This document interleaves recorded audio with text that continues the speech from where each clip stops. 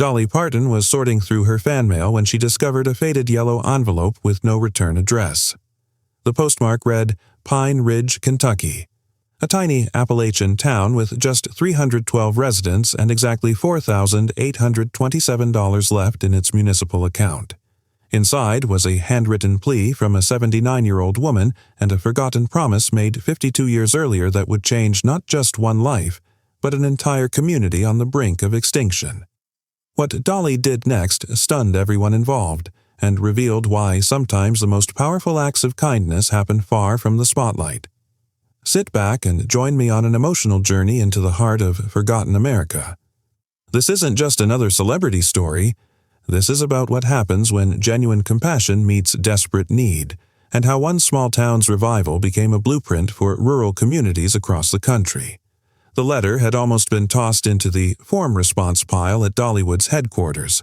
Meredith Owens, who had managed Dolly's correspondence for 15 years, had a system for the hundreds of letters that arrived weekly. Fan appreciation got a signed photo. Business proposals went to the legal team. Charity requests were directed to the foundation. But something about this envelope stopped her. The handwriting sloped downward as if each word had required more effort than the last.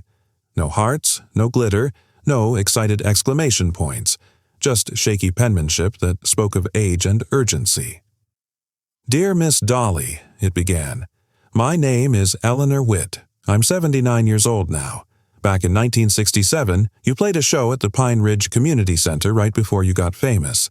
That night, you told me something that changed my life."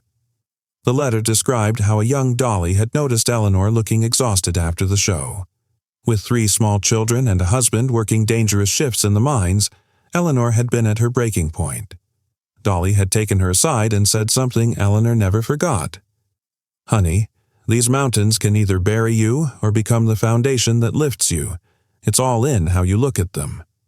Then Dolly had made her promise to start teaching music to local children, telling Eleanor her voice was too beautiful to keep to herself. Eleanor had kept that promise for over 5 decades, teaching more than 800 students in her small home studio. But now, Pine Ridge was dying. The last mine had closed.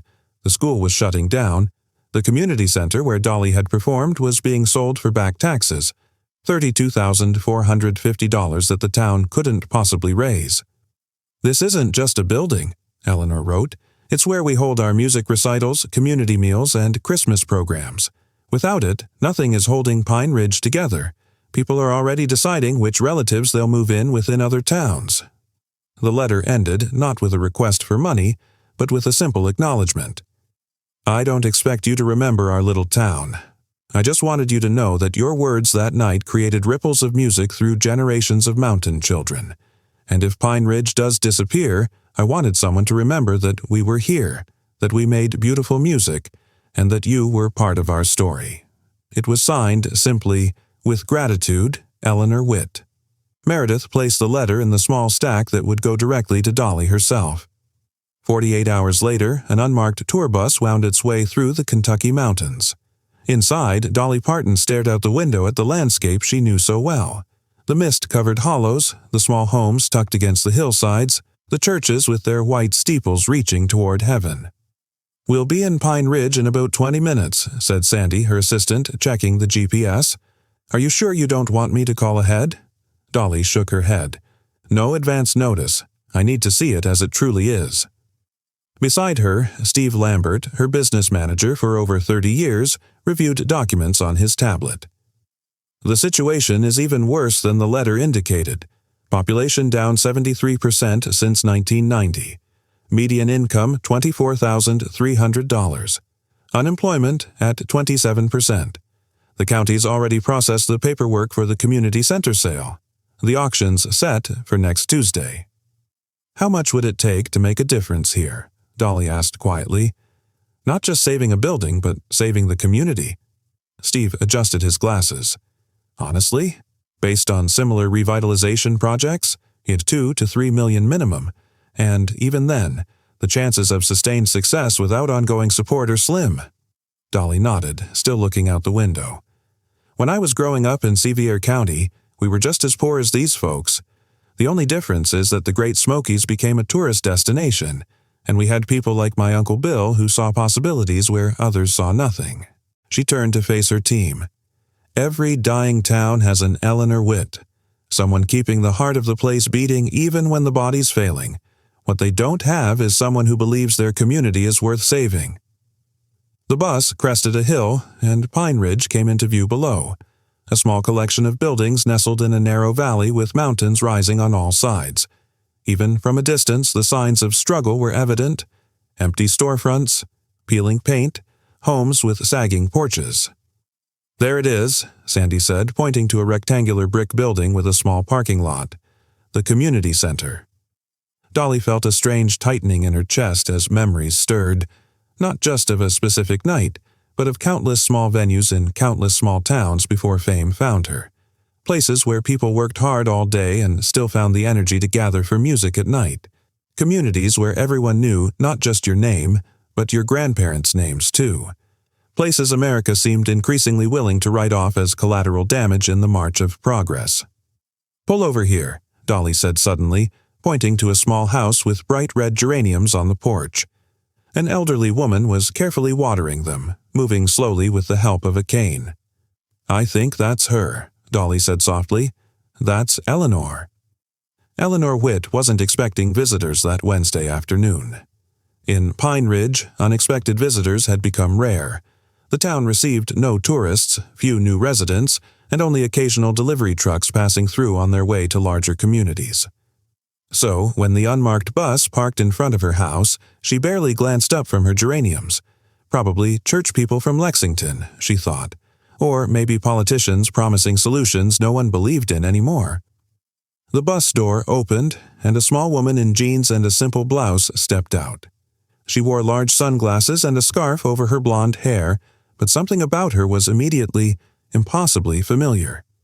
Eleanor's watering can clattered to the porch floor. "Miss Eleanor," the woman called, walking toward her gate. "Eleanor Whitt?" Eleanor gripped her cane tighter, suddenly light-headed.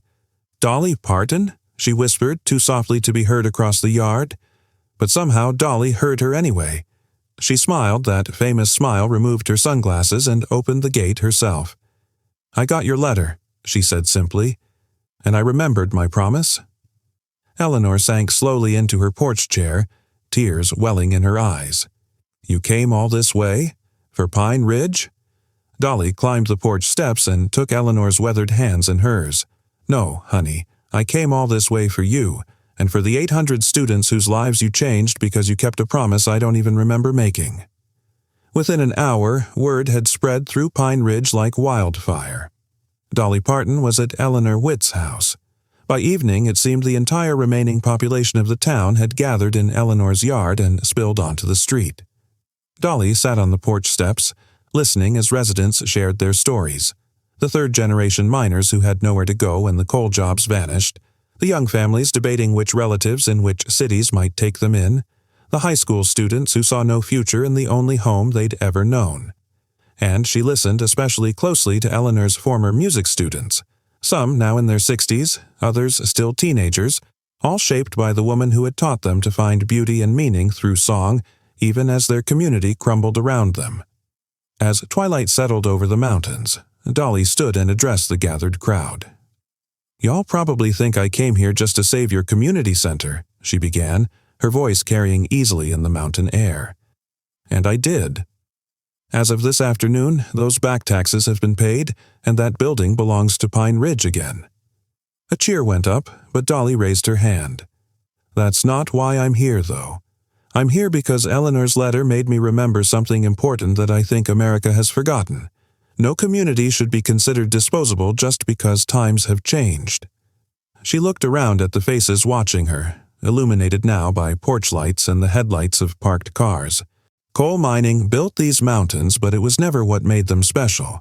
What made them special was the culture, the music, the craftsmanship, the storytelling tradition that Eleanor has kept alive all these years. Dolly turned to where Eleanor sat in her porch chair, her cane across her lap.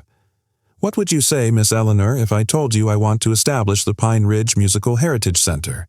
A place where your teaching legacy can continue, where we can record and preserve Appalachian music, where visitors can come to learn from the people who live the traditions every day. Eleanor's hands trembled as she gripped her cane. "I'd say it sounds like a dream, Miss Dolly, but dreams don't pay bills or create jobs."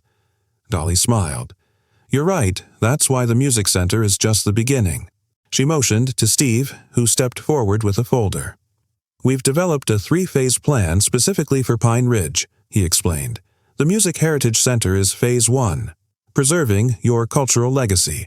Phase 2 includes a crafts cooperative connecting local artisans with Dollywood's retail network, plus sustainable timber harvesting that would create immediate jobs while protecting the forest long-term.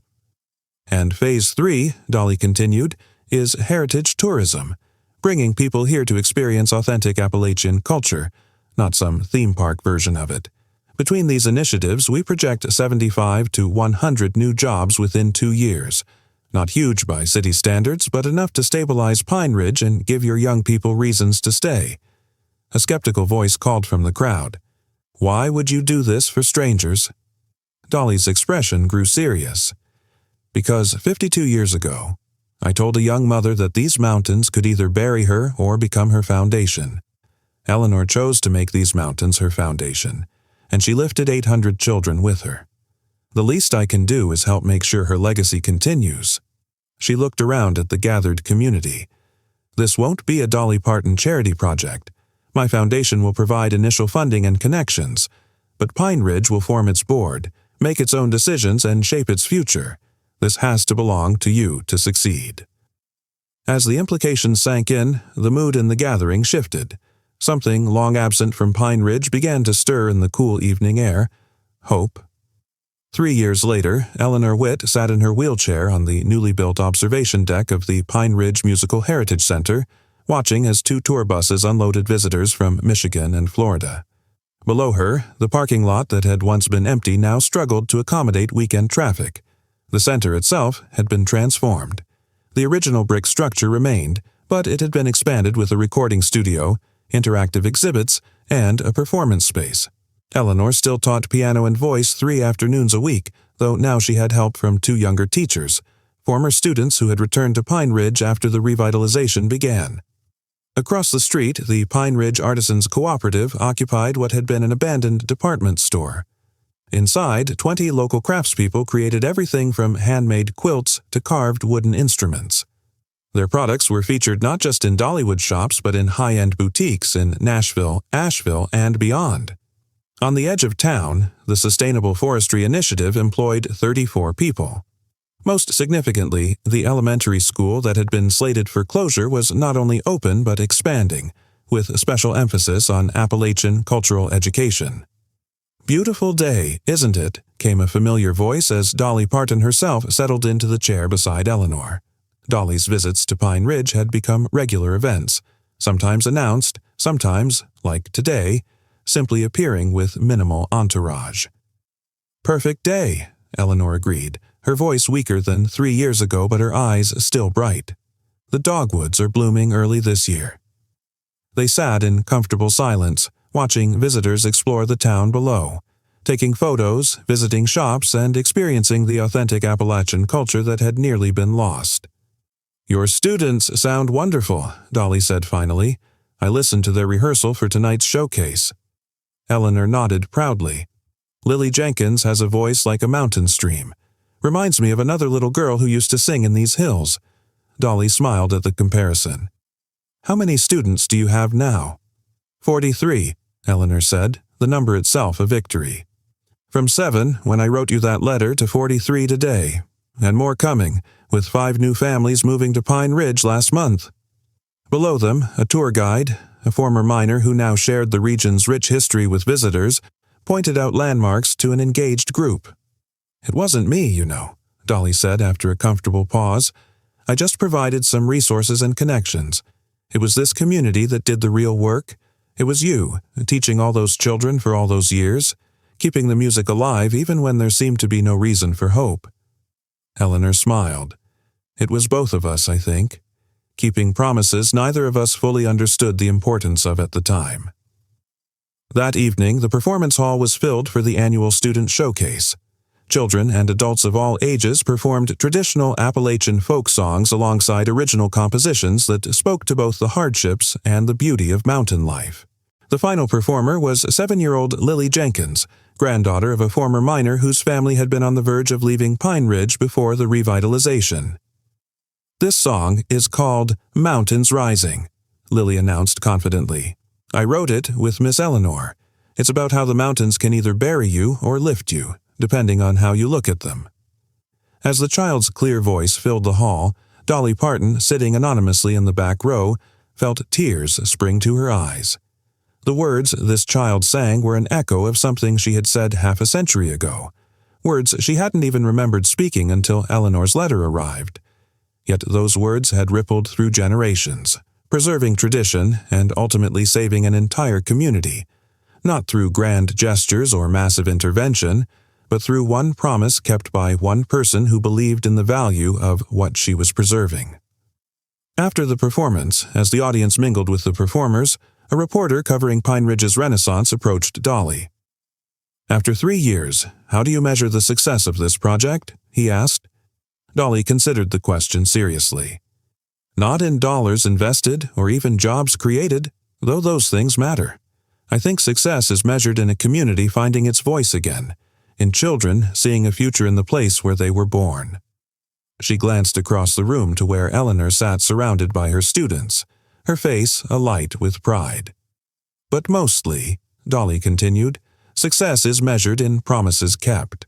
Not just mine to Eleanor or hers to me, but the larger promise we all have to remember that every community matters, every tradition has value, and no place should be considered disposable just because the economy has moved on." Later that night, Dolly found Eleanor alone in the recording studio, listening to the evening's performances. "That little Lily has a voice like a mountain stream," Dolly commented, sitting beside her old friend. Eleanor nodded proudly. "She reminds me of another little girl with a big voice who used to sing in these mountains." They sat in comfortable silence, listening to the music, the past and future of Appalachia captured in the voices of its children. "You know," Eleanor finally said, "I never actually expected you to read that letter, let alone respond to it. I just needed someone to know what had happened here, what was being lost." Dolly smiled. "Sometimes the universe has its way of making sure the right words reach the right person at the right time." Outside the window, Pine Ridge spread out below them, lights glowing in homes that had once been empty, streets busy with people who had once been leaving, a community that had found not just its voice but its future, all because of a handwritten note, a forgotten promise, and 2 women who understood that sometimes the mountains that threaten to bury you can become the foundation that lifts an entire community, if only someone cares enough to remember what makes a place worth saving. If this story touched your heart, take a moment to hit that subscribe button and share it with someone who needs to be reminded that no community is disposable, no tradition without value, and no act of kindness too small to create ripples across generations. Leave a comment sharing a tradition or place that matters to you that deserves to be preserved. Your like and subscription help us share more stories of extraordinary kindness happening across America every day.